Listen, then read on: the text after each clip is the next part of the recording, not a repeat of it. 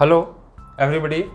जैसा कि हमने फर्स्ट लेक्चर्स में हमने इंट्रोडक्टरी में दिया था कि सब atomic particles, electron, proton, neutron. आज हम बात करेंगे रदरफोर्ड एटॉमिक मॉडल्स की। उससे पहले हम बात करते हैं एक्स रेज की। विल्हेम रनस्टेन ने 1895 में जब कैथोड रेज को हाई मेल्टिंग पॉइंट वाले मेटल्स के एनोड पे टारगेट किया तो क्या हुआ? एक्स रेज उत्पन्न। इस तरीके से डिस्चार्ज ट्यूब, जैसा कि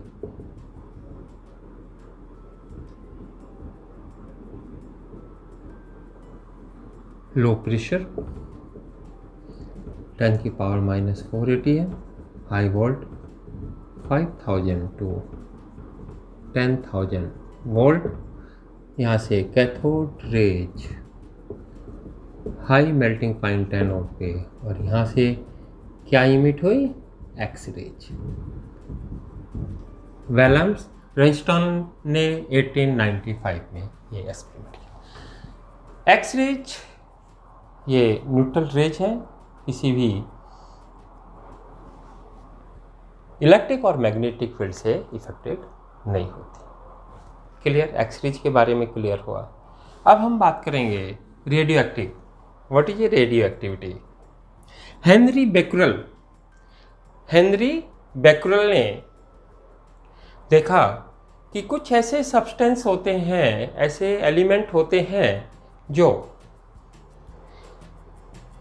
रेज को अपने आप ही इमिट करते रहते हैं। हेनरी बेक्रेल ने देखा कि कुछ ऐसे एलिमेंट होते हैं जो सेल्फ इमिशन रेडिएशन इमिट करते हैं, अपने आप ही रेडिएशन को इमिट करते रहते हैं। उन एलिमेंट्स को क्या कहा गया? रेडियो एक्टिव एलिमेंट्स कहा गया, या वो सब्सटेंस जो सेल्फ इमिशन रेडिएशन इमिट करते हैं उन्हें क्या किया गया? रेडियो एक्टिव सब्सटेंस कहा गया। उसका study Marie Curie, Rutherford, Soddy and so many scientist studied the such type of radiation which emit the radioactive elements. तो उन्होंने देखा कि रेडियो एक्टिव एलिमेंट्स में 3 तरीके की रेज इमिट होती हैं। अल्फा रेज को हीलियम न्यूक्लियस भी कहते हैं, डाई पॉजिटिव अल्फा रेज क्या होती है? हीलियम का न्यूक्लियस होता है जिससे 2 इलेक्ट्रॉन निकले होते हैं। जब हम इसे इलेक्ट्रिक फील्ड में पास कराएंगे तो ये किधर डाइवर्ट हो जाता है? नेगेटिव इलेक्ट्रोड की ओर डाइवर्ट हो जाता है, और इसकी नेचर हमें पता चल जाती है। नेचर क्या होती है? पॉजिटिव होती है। या मैग्नेटिक फील्ड में साउथ पोल की ओर डाइवर्ट हो जाता है। क्लियर? 2 मास, 2 इसमें एटॉमिक नंबर 2 चार्ज पॉजिटिव और 4 मास होता है। उसके बाद आता है जो स्टडी किया इन्होंने, दूसरी टाइप की रेज थी बीटा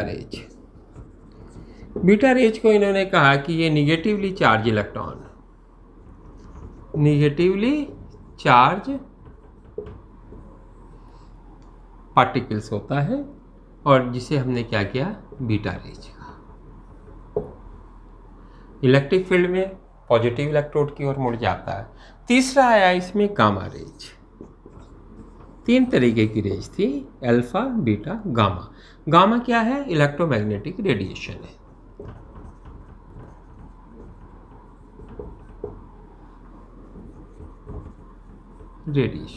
या ये क्या है? न्यूट्रल रेज है, न्यूट्रल रेडिएशन। इनकी प्लेटनेटिंग पावर, भेदन क्षमता बीटा की कितनी होती है? 100 टाइम अल्फा से। गामा की कितनी होती? 1000 टाइम अल्फा पार्टिकल से। प्लेटनेटिंग पावर होती है, भेदन क्षमता होती है अल्फा के अपेक्षा बीटा की 100 टाइम और गामा की 1000 टाइम होती है। सबसे ज़्यादा काइनेटिक एनर्जी किसकी होती है? अल्फा पार्टिकल की, अल्फा रेज की। तो ये इंट्रोडक्टरी था अल्फा बीटा गामा। हमने ये एक्स रेज की हमने बताया कि जब हम डिस्चार्ज ट्यूब में एनोड को हाई मेल्टिंग पॉइंट का एलिमेंट ले लेते हैं और इसमें कैथोड रेज यानी यहाँ पे इमिट पड़ती है, तो यहाँ से एक्स रेज इमिट होती है। यहाँ से क्या होती है? एक्स रेज इमिट होती है। उसके बाद में रेडियो एक्टिविटी बताया। रेडियो एक्टिविटी दो वो सब्सटेंस हैं जो रेडिएशन को सेल्फ इमिट करते रहते हैं। रेडिएशन को सेल्फ इमिट करते रहते हैं। वो सब्सटेंस क्या कहलाते हैं? रेडियो एक्टिव सब्सटेंस कहलाते हैं। और एलिमेंट क्या कहलाते हैं? रेडियो एक्टिव एलिमेंट कहलाते हैं। इसके बाद में बीटा रेज निगेटिवली चार्ज है, बीटा। गामा रेज न्यूट्रल है, रेडिएशन है। प्लेटनेटिंग पावर अल्फा की अपेक्षा बीटा की 100 टाइम होती है और गामा की 1000 टाइम होती है। काइनेटिक एनर्जी सबसे ज़्यादा अल्फा रेज की होती है। ये समझ में आया होगा। अब हम बात करेंगे रदरफोर्ड एटॉमिक मॉडल्स की या रदरफोर्ड एक्सपेरिमेंट की। Alpha raise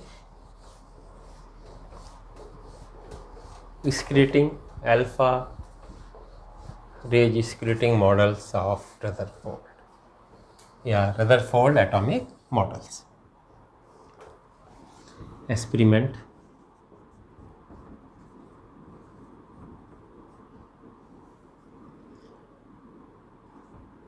alpha स्क्रीटिंग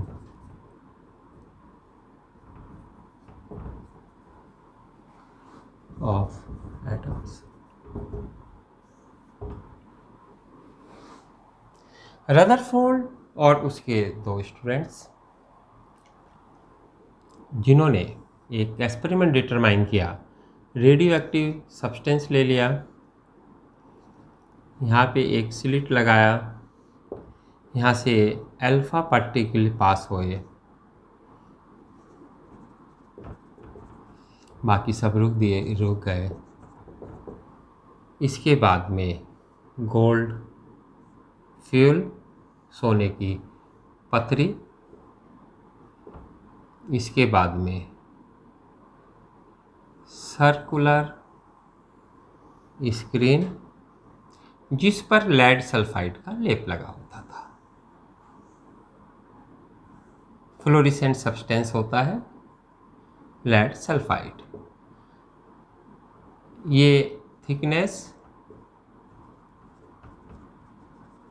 gold fuel का थिकनेस 100 नैनोमीटर, मीटर में कन्वर्ट करेंगे 10⁻⁻7 मीटर।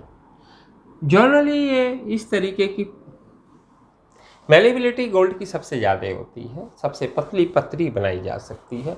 जनरली हमारी कोशिश रहती है जो थिकनेस हो वो 1 एटॉमिक साइज की हो, तो इसलिए 10⁻⁻7 मीटर या 100 नैनोमीटर थिकनेस का हम गोल्ड फ्यूल लेते हैं। और उसके बाद ऑब्जर्व क्या करते हैं कि मैक्सिमम पार्ट इस पे क्या है कि सीधा यहाँ पे निकल जाते हैं। कोई पीछे जो हमारा थॉमसन एटॉमिक मॉडल था उसमें क्या कहा था कि एटम में क्या होता है कि जैसे ये एटम है, ये अल्फा पार्टिकल जा रहे हैं तो ज़्यादातर सीधे अल्फा पार्टिकल निकलते हैं, कुछ डाइवर्ट हो जाते हैं और कुछ पीछे आ जाते हैं। थॉमसन ने ये बताया था कि जैसे सपोज कीजिए पॉजिटिव चार्ज सब में फैला हुआ है, इलेक्ट्रॉन उसमें गड़े होते हैं। यदि ऐसा होता तो जो हमारा एक्स रेज था वो सीधा सहरा नहीं निकलता। सीधा सहरा एटम से पास होने का मतलब है लगभग 99.9% सीधा पास हो रहा है। तो इसका मतलब है कि मैक्सिमम पार्ट, ऑब्जर्वेशन क्या था इसमें, एक्सपेरिमेंट था, ऑब्जर्वेशन था कि maximum alpha particle pass undeflected, alpha particle undeflected. Small fraction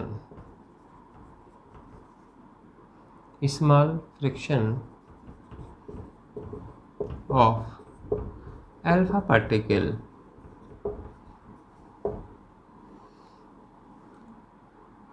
deflected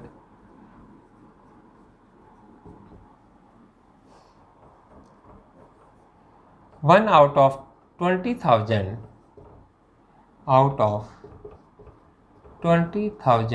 particle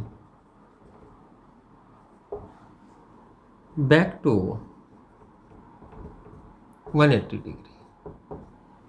तो ये एक्सपेरिमेंट कि ऑब्जर्व किया, ज़्यादातर अल्फा पार्टिकल सीधे चले जाते हैं, बहुत कम का डिफ्लेक्शन होता है। पॉजिटिव है, पॉजिटिव का डिफ्लेक्शन हो रहा है, याद रखेंगे। 20,000 में से लगभग एक पार्टिकल टकरा के एटम से पीछे की तरफ लौट जाता है, जिससे ये पता चलता है कि एटम में बीच में कोई ऐसा पॉजिटिव चार्ज मास है जो बहुत डेंस है और जो अल्फा पार्टिकल जिसे पार नहीं कर सकता। That's clear. तो अब इसमें ये हमारा ऑब्जर्वेशन था। कंक्लूजन में हमने क्या कहा?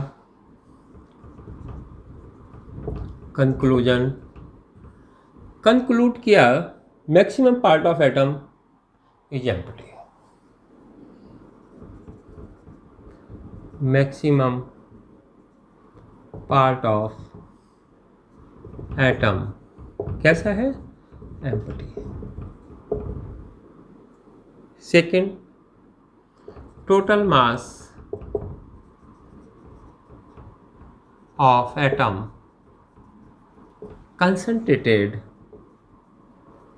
concentrate center of atom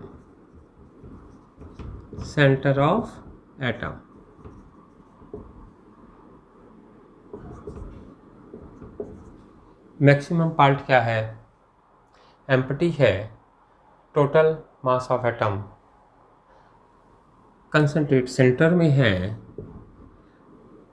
और nearly after calculation we observed that nearly size of atom 10 की power minus 10 meter and size of nucleus 10 की पावर माइनस 15 मीटर। इन्होंने ये बताया ज़्यादातर एटम का पार्ट खाली होता है, एक्सरे सरे पास हो जाते हैं। टोटल मास एक सेंटर में रहता है जिसे न्यूक्लियस कहते हैं। टोटल मास कहीं में रहता है? सेंटर में रहता है एटम के। इट्स कॉल्ड, जिसे हम क्या कहते हैं? न्यूक्लियस कहते हैं। क्लियर? न्यूक्लियस से टकराकर पार्टिकल पीछे लौट जाते हैं। साइज ऑफ एटम 10 की पावर माइनस 10 मीटर का होता है और साइज ऑफ न्यूक्लियस 10 की पावर माइनस 15 मीटर्स का होता है। ये मान लें यदि क्रिकेट की बॉल को हम न्यूक्लियस मान लें तो एटम का साइज 5 किलोमीटर रेडियस का होगा। ये क्या है? Cricket ball. क्रिकेट बॉल को हम यदि न्यूक्लियस कॉल कर लें तो एटम का साइज क्या होगा? 5 किलोमीटर रेडियस का होगा। That's clear. ये हमारा था रदरफोर्ड एटॉमिक मॉडल्स। इतनी बात समझ में आई होगी। टेक्स्ट बुक में इसके बाद में एटम्स है और आइसोटॉप्स, आइसोबार, इसके बारे में डिस्कस करेंगे। एटॉमिक मास, एटॉमिक नंबर्स, उसके बाद में है drawback of Rutherford models. That's clear. आज हम सब डिस्कस करेंगे।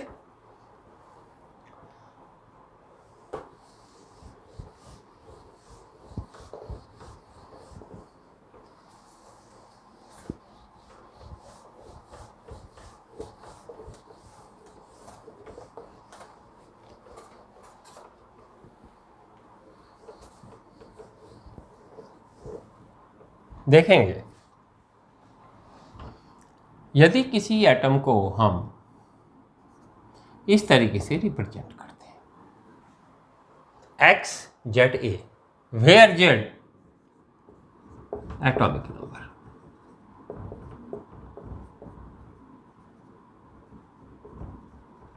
और number of proton.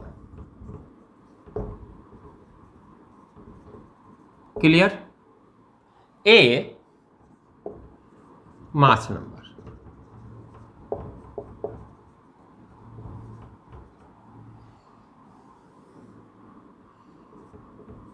Number of proton plus number of neutron. Clear? समझ में आता होगा।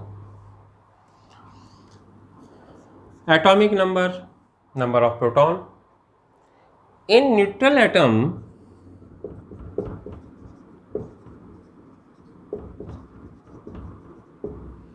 in neutral atom number of proton is equal to number of electron। अब जैसे चार्ज होता है, पॉजिटिव चार्ज होता है तो प्रोटॉन में से उतना घटा देते हैं जितना पॉजिटिव चार्ज है, इलेक्ट्रॉन के नंबर आ जाते हैं, और निगेटिव चार्ज होता है तो वो ऐड कर देते हैं, इलेक्ट्रॉन के नंबर आ जाते हैं। If plus n charge of atom, then number of electron, number of proton minus n। if minus n charge of atom, then number of electron is equal to number of proton plus small n। Clear? हमने बताया किसी atom को represent करते हैं X Z A, Z atomic number यानी number of proton, A mass number यानी number of proton plus number of neutron. इसे हम न्यूक्लियॉन्स भी कहते हैं, न्यूक्लियॉन्स।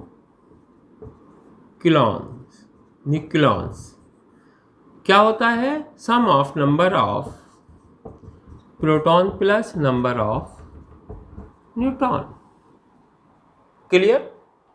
यदि एटम पर प्लस एन चार्ज होता है तो number of electron, number of proton minus N यानी Z minus N.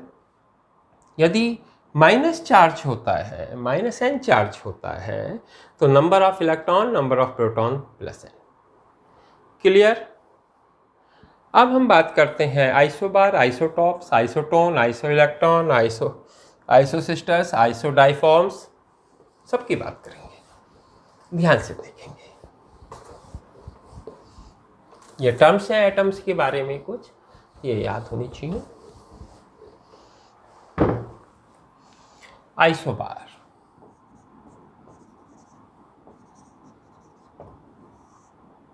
Isobar, those atom in which mass number are same are called isobars। सब जानते ही हैं, पढ़ते चले आ रहे हैं आइसोबार। एग्जाम्पल्स में argon 1840, calcium 2040। Isotopes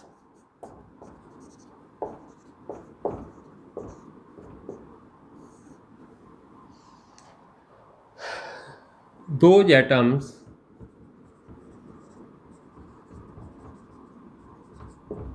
in which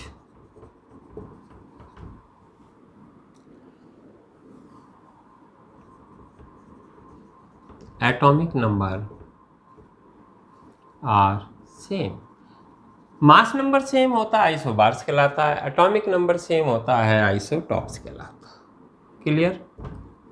are called isotopes. Hydrogen के हैं H11, D12, T13। कार्बन के हैं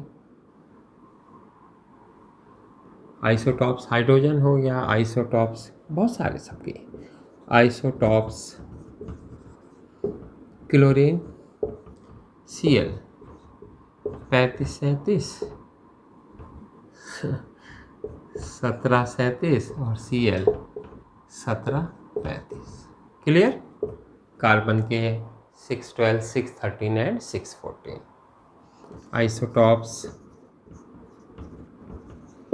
of carbon C612, C613, C614। Clear? Isobar, isotopes, isotone.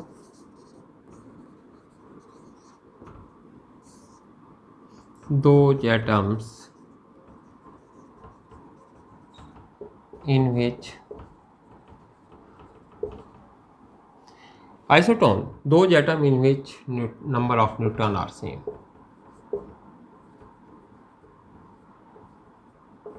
Neutrons are same are called isotone। Clear? Iso electronic,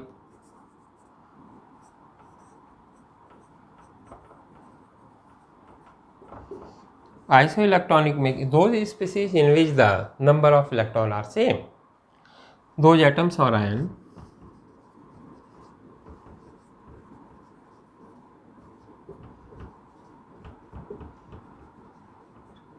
in which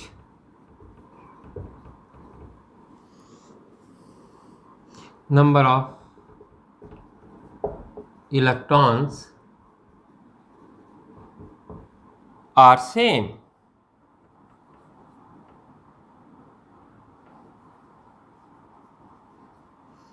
called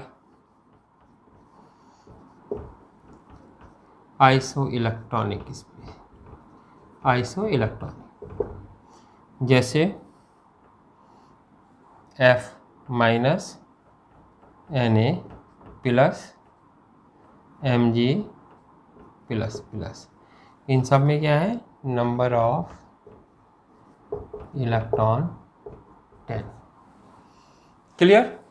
isobar, isobar का mass number same, isotopes का atomic number same, isotone का neutron same, iso electron का electron same. Clear? Next है isodiaphers और isosteres. ये terms भी याद रखेंगे।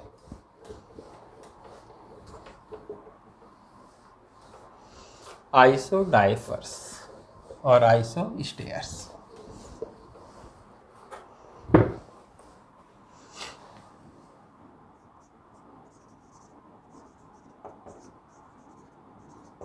आइसोडाइफर्स और आइसोस्टेयर्स। आइसोडाइफर्स में क्या होता है? Those atoms in which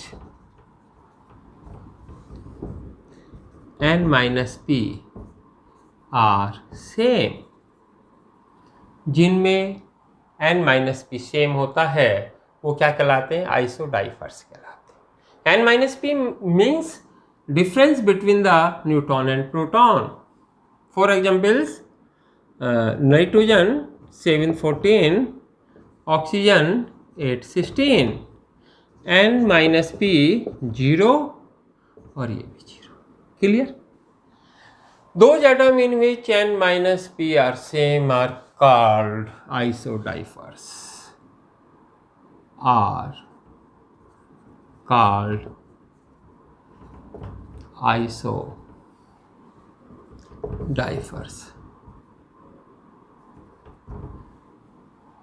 Isosteres, those compounds, remember compounds, atom not atom, those compounds in which number of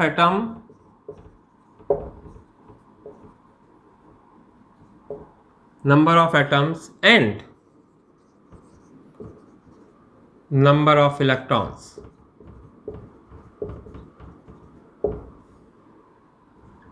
are same. Number of atoms or number of electron are same are called isosteres.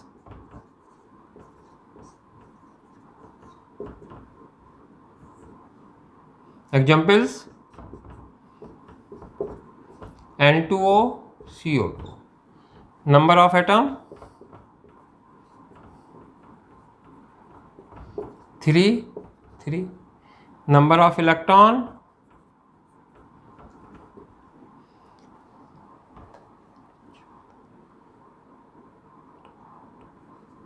22.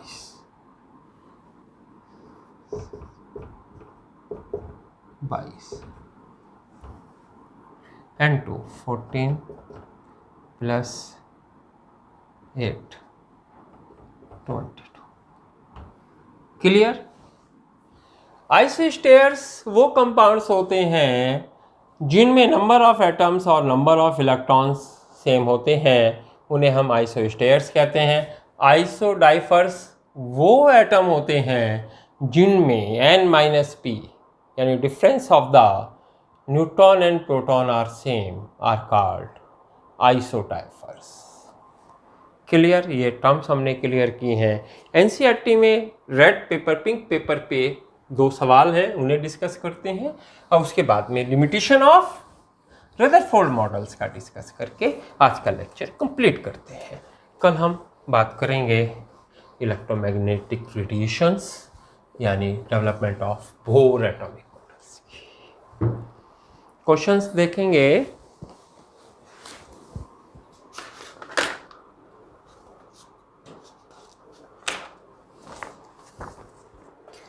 Question है, calculate the number of proton and neutron and electron in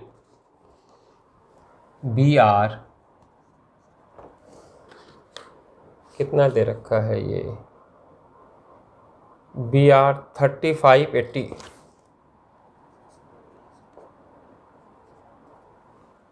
Br 3580 में calculate number of proton, neutron and electron. Compare x Z ए, कोई सा भी atoms हो जिसमें electron, proton, neutron हमें calculate करने की बात आती है तो हम उसका कंपैरिजन करते हैं X Z A, where Z is equal to 35, A is equal to 80। Z atomic number is equal to number of proton,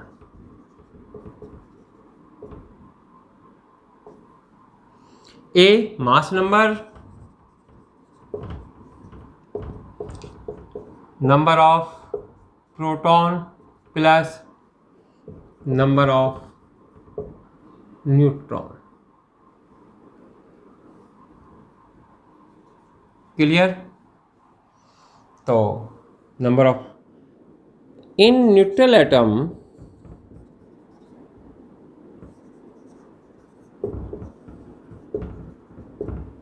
number of proton,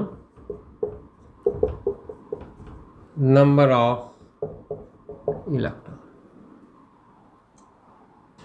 तो कितना हो जाएगा? 35 प्रोटॉन हो जाएंगे, 35 इलेक्ट्रॉन हो जाएंगे। क्लियर? और number of neutron, mass number is equal to number of proton plus number of neutron. Mass number है 80, number of proton 35, number of neutron. तो number of neutron 80 minus 35 that's 45। तो clear. Number of, यहाँ पे तीनों को summary कर देंगे। Number of proton, number of neutron, number of electron. Number of proton कितने, how much, 35, neutron 45, electron 35। That's clear. ये फर्स्ट क्वेश्चन था पिंक पेपर का, ये एनसीईआरटी का हमने यहाँ पे ही सॉल्व कर लिया। ठीक है, अब नेक्स्ट क्वेश्चन देखते हैं, दूसरा question.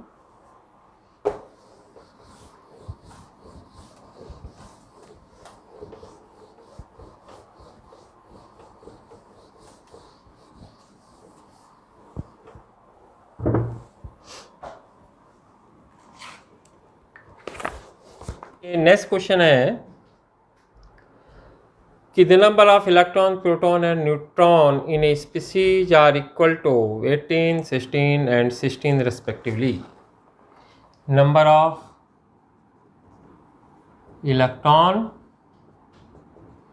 number of proton, number of neutron, 18, 16, 16.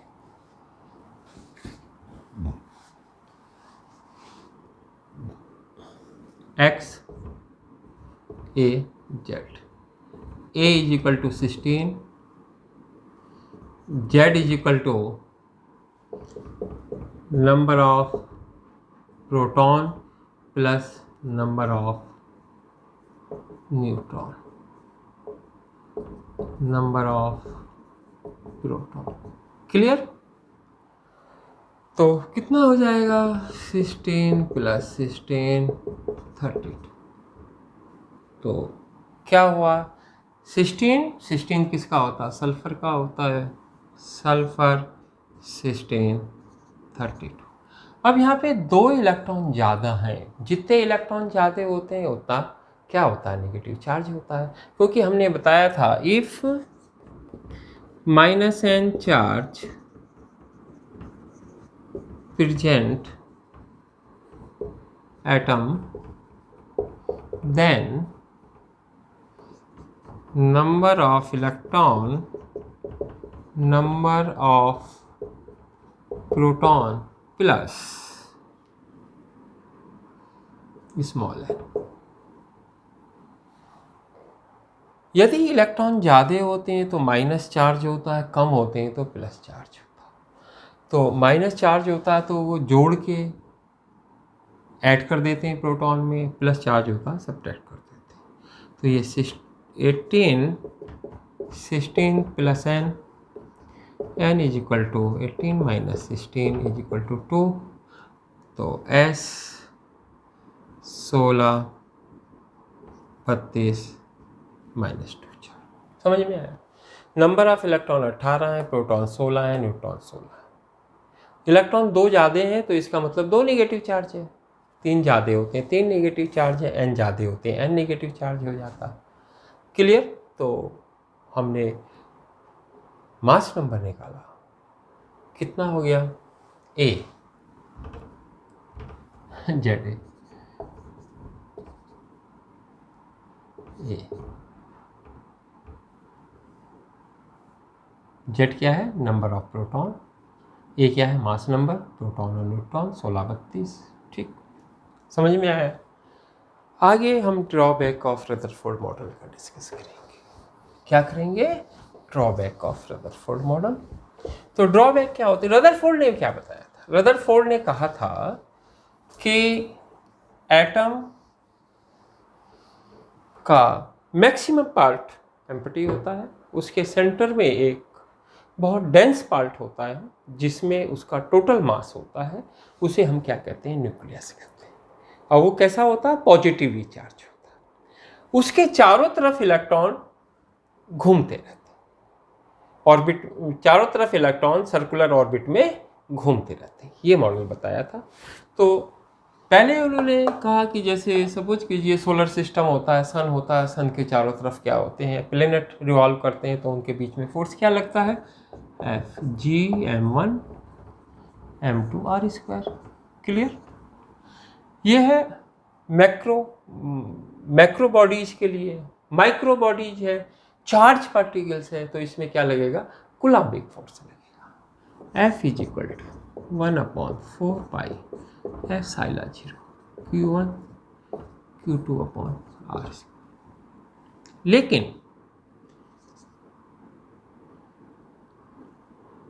James Clark Maxwell ने बताया जब भी कोई चार्ज